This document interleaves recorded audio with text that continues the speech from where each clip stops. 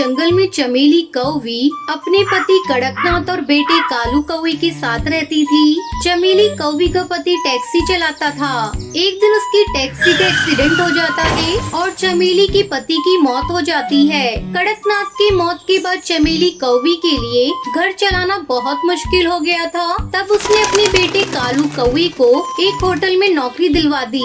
इस तरह कई साल गुजर गए। अब कालू कौवा बड़ा हो चुका था। एक दिन चमेली कौवी भोजन देती हुई कहती है, बेटा, मैं बूढ़ी हो चुकी हूँ। जिंदगी कब साथ छोड़ दे कुछ पता नहीं। मुझे रात दिन तेरी चिंता सताती रहती है। मेरे मरने के बाद तेरा क्या होगा? माँ, तुम ऐसी बातें क्यों कर रही हो? तुम्हें तो अभी बहुत जीना है। वो सब तो ठीक है बेटा, मैं सोच रही हूँ तेरी शादी कर दूँ। बहू घर में आ जाएगी तो मेरा भी बोझ कम हो जाएगा। अगर तू कहे तो मैं तेरे लिए कोई अच्छा रिश्ता देखना शुरू कर दूँ। माँ, तुमने मेरी शादी करने का मन बना ही लिया है। तुम्हें मना करने वाला कौन होता हूँ? जो तुम्हें ठीक लगे वो करो। अगले दिन चमेली कौवी हरी तोती के पास जाती है। क्या बात है चमेली भाभी, आज मेरे घर आना कैसे हुआ? क्या बताऊं बहन, अपने कालू के लिए मैं एक अच्छा रिश्ता तलाश कर रही हूँ। तुम्हारी नज़र में कोई अच्छा रिश्ता हो तो मुझे बताओ। ये बात आपने बहुत अच्छी कही भाभी। ये देखो, कल ही एक चिड़िया की फोटो आई है, टुनटुनी नाम है। इसके साथ तुम्हारे बेटे की जोड़ी बहुत अच्छी रहेगी। बस एक ही कमी है, तुम्हें दहेज में कुछ भी नहीं मिलेगा। हरी तोती, मुझे अपने बेटे का घर बसाना है। मुझे दहेज नहीं चाहिए। जल्द ही टुनटुनी चिड़िया और कालू कौवे की शादी हो जाती है। टुनटुनी चिड़िया खुशी खुशी अपने ससुराल आ जाती है और अपनी सास और पति की सेवा में सारा समय लगा देती है। बहू, थोड़ा अपने ऊपर भी ध्यान दिया कर। दिन भर मेरी और कालू की सेवा करती रहती है। मैं तुमसे बहुत खुश हूँ। इसी तरह समय गुजरने लगता है। टुनटुनी चिड़िया एक बच्ची की माँ बन जाती है। घर में खुशियों का माहौल था। अचानक एक दिन कालू की होटल का मालिक होटल को बंद कर देता है। अब क्या होगा माँ? घर का खर्च कैसे चलेगा? मैं अपनी इस नन्ही सी बच्ची का पालन पोषण कैसे करूँगा? आप इतना मत घबराइए जी। इतना घबराएंगे तो कैसे काम चलेगा? हिम्मत रखिए, जल्द ही आपको कोई नया काम मिल जाएगा। हाँ बेटा, बहू ठीक कह रही है। तू इतना मत घबरा, हम सब तेरे साथ हैं। अगले दिन से कालू कौवा नए काम की तलाश में इधर उधर भटकने लगा, लेकिन उसे कोई काम नहीं मिला। एक महीना गुजर जाता है। घर के सारे पैसे खत्म होने वाले थे। तभी एक दिन टुनटुनी चिड़िया कालू कौवे से कहती है, सुनो जी, अब से तुम्हें काम की तलाश में जाने की कोई जरूरत नहीं। हम अपना खुद का ढाबा खोलेंगे। तू पागल हो गई है क्या बहू? तुझे पता भी है ढाबा खोलने के लिए हमें एक दुकान किराए पर लेना होगा और अपने पास इतना पैसा भी नहीं है।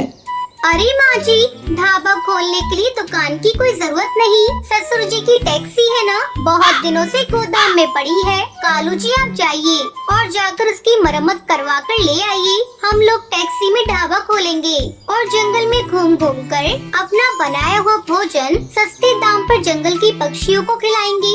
अब कालू कौवे के टैक्सी ढाबे को देखकर कुछ पक्षी उसके ढाबे पर आते हैं। टुनटुनी चिड़िया कालू कौवा मिलकर बड़े प्यार से अपने टैक्सी ढाबा का बना हुआ भोजन उन पक्षियों को खिलाते हैं। इस तरह टुनटुनी चिड़िया और कालू कौवा मिलकर अपना ढाबा चलाने लगे और खुशी खुशी अपने परिवार के साथ रहने लगे।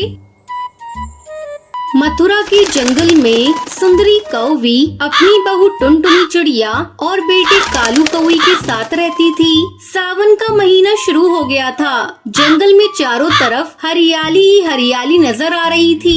एक दिन सुबह सुबह सुंदरी कौवी अपने बेटे के साथ बैठी चाय पी रही थी। माँ, ये सुबह सुबह टुनटुनी कहाँ चली गई? दिखाई नहीं दे रही है। पता नहीं बेटा कहाँ गई है, मुझे बताकर नहीं गई। यहीं कहीं पड़ोस में गई होगी, अभी आ जाएगी। तू चाय पी, ठंडी हो जाएगी। दोनों माँ बेटे चाय पीने लगते हैं। तभी टुनटुनी चिड़िया हाथों में पूजा की थाल लिए घर के अंदर आती है।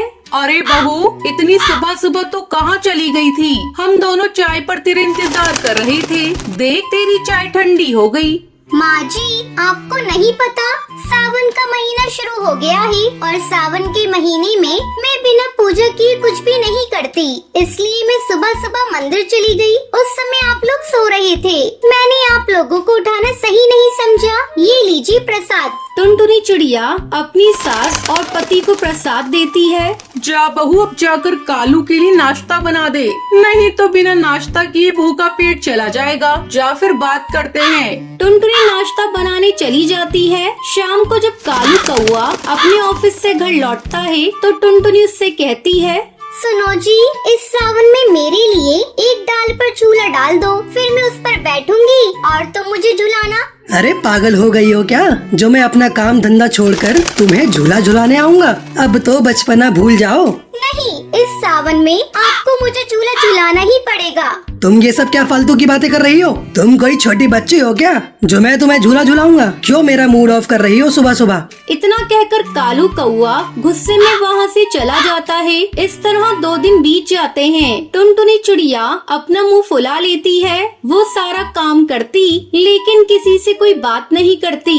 बहू, तू तो जानती है कालू को अपने ऑफिस से फुर्सत नहीं मिलती, वो तुम्हारी जिद को पूरा कैसे करेगा? माँ जी, मैं क्यों उन्हें पूरा दिन झूला झुलाने को बोल रही थी? बस थोड़ी देर ही तो झूला झुलाना था। पिछले सावन में भी उन्होंने मुझे झूला नहीं झुलाया था। मेरी सभी सहेली अपने पतियों के साथ झूला झूलेंगी और एक मैं ही हर साल की तरह रह जाऊंगी। बहू, तुझे झूला ही झूलना है ना? तू ऐसा कर, पर्दे के पाइप में रस्सी बांधकर झूला लगा ले। शाम को जब कालू घर आएगा तो मैं उसे बोल दूंगी वो तुझे झूला झुला दे। वाह माँ जी, क्या आइडिया दिया है। आपके दिमाग की तो दाद देनी पड़ेगी। मैं अभी जाकर झूला लगाती हूँ। टुनटुनी चिड़िया अपने कमरे की पर्दे वाली पाइप में रस्सी डालकर अपने लिए झूला तैयार कर लेती है। चलो, झूला तो तैयार हो गया। अब मैं इस पर बैठकर देखती हूँ ठीक ठाक बना है ना।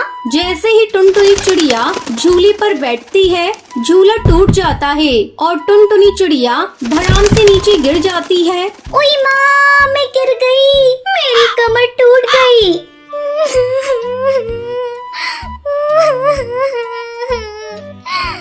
टुनटुनी के रोने की आवाज सुनकर सुंदरी कौवी वहाँ आती है। अरे बहू, तू नीचे कैसे गिर गई और तू इतना चिल्ला क्यों रही है? ये देखिए माँ जी, मैंने पर्दे की पाइप में रस्सी बांधकर अपने लिए झूला तैयार किया था, लेकिन जैसे ही मैं उस पर बैठी ये झूला टूट गया और मैं धड़ाम से नीचे गिर गई। मेरी कमर में बहुत तेज चोट लगी है।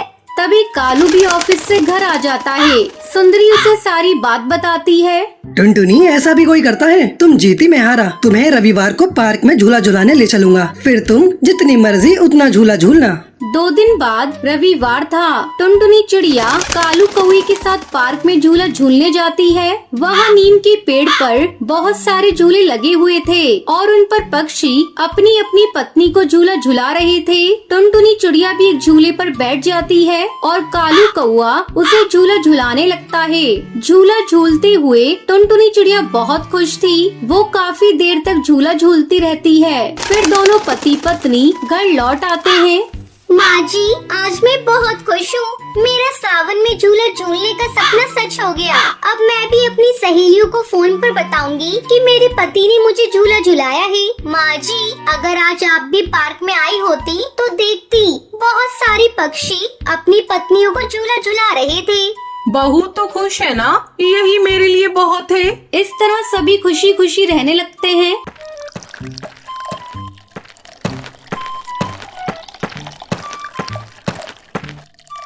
एक घने जंगल में टुनटुनी चिड़िया अपनी सास टूनी चिड़िया के साथ रहती थी। टुनटुनी का पति बंटी कबूतर बैंगन बेचने का काम करता था। उसकी दुकान के बैंगन ताजे होते थे, जिसके चलते बंटी कबूतर की दुकान पर बैंगन खरीदने वालों की भीड़ लगी रहती थी। उसका अपना एक बहुत बड़ा बैंगन का खेत था। सुबह सुबह टुनटुनी चिड़िया और उसकी सास टूनी चिड़िया खेत में से बैंगन तोड़कर इकट्ठा करती थी, फिर बंटी कबूतर ने ले जाकर दुकान पर बेचता था। इस तरह उनका जीवन बड़े आराम से बीत रहा था। बंटी कबूतर की दुकान के पास ही कालू कौवे की भी बैंगन की दुकान थी। उसकी दुकान पर बहुत ही कम पक्षी जाते थे। इससे कालू कौवा बहुत परेशान रहता था। ऐसा क्या करूं जिससे इस बंटी कबूतर के बैंगन की दुकान बंद हो जाए? इसकी दुकान की वजह से ही पक्षी मेरी दुकान पर नहीं आते। कुछ न कुछ इंतजाम करना ही होगा।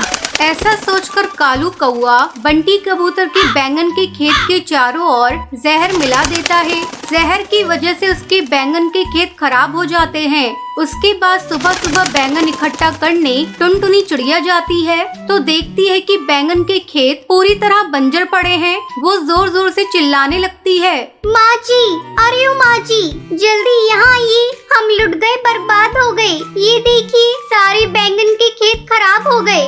टुनटुनी चिड़िया के चिल्लाने की आवाज सुनकर टूनी चिड़िया वहाँ आती है। बहू, ये सब क्या हो गया?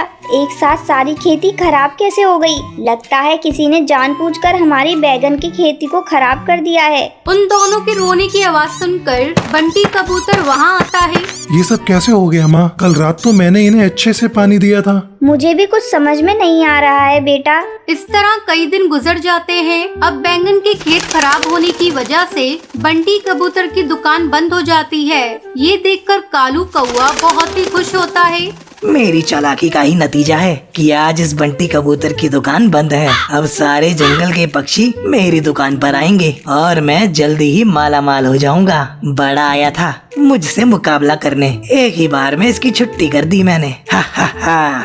एक दिन बंटी कबूतर अपनी दुकान की तरफ से गुजर रहा था। तभी कालू कौआ उसे देखता है और उससे कहता है, अरे ओ बंटी भाई, कहाँ जा रहे हो? तुम्हारी खेती के बारे में सुना, बहुत दुख हुआ। ऐसा करो, तुम मेरी दुकान से कुछ बैगन ले जाकर अपनी दुकान पर बेचना शुरू कर दो। कालू कौवे की बातों को सुनकर बंटी कबूतर कोई जवाब नहीं देता और वहाँ से चला जाता है। वो बहुत दुखी था। ऐसे में एक दिन टूनी चिड़िया बहुत ही उदास बैठी थी। तभी उसके घर उससे मिलने के लिए हरी तोती आती है। टूनी चिड़िया को उदास देखकर हरी तोती उससे पूछती है, क्या बात है टूनी बहन, तुम इतनी उदास क्यों हो? क्या बताऊं हरी काकी, जब तुम दूसरे जंगल घूमने के लिए गई थी तभी मेरे घर एक घटना घट गई। पता नहीं कैसे हमारी सारी बैगन की खेती खराब हो गई और बंटी कबूतर की दुकान बंद हो गई। अब हमारे पास इतने पैसे भी नहीं हैं कि हम लोग फिर से बैगन की खेती लगाएं। ये तुम क्या कह रही हो बहन? मुझे तो इस बारे में कुछ पता ही नहीं था। लेकिन तुम चिंता मत करो, मैं आ गई हूँ, सब कुछ ठीक हो जाएगा। ये लो, मेरे पास कुछ जादुई बीज है। जब मैं दूसरे जंगल घूमने के लिए गई थी तभी एक जादूगरनी ने मुझे इस बीज को दिया था। तुम्हें पता है, ये जादुई बैंगन का बीज है। मैं तो बैंगन की खेती करती नहीं, तो इसलिए ये मेरे किसी काम की नहीं है। इन बीजों को देने के लिए मैं तुम्हारे घर आई थी। इन बीजों को तुम अपने खेतों में बिखेर देना। इतना कहकर हरी तोती वहाँ से चली जाती है। फिर टूनी चिड़िया अपनी बहू टुनटुनी के साथ मिलकर उन बीजों को अपने खेतों में बिखेर देती है।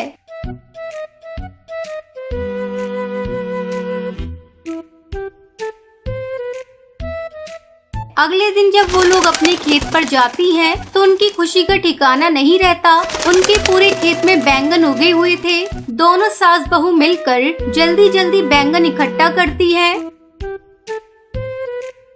और बंटी कबूतर उन बैंगन को ले जाकर फिर से अपनी दुकान पर बेचना शुरू कर देता है। जल्दी उसके सारे ग्राहक फिर से उसकी दुकान पर आना शुरू कर देते हैं। फिर बंटी कबूतर अपने परिवार के साथ खुशी खुशी अपना जीवन बिताने लगता है।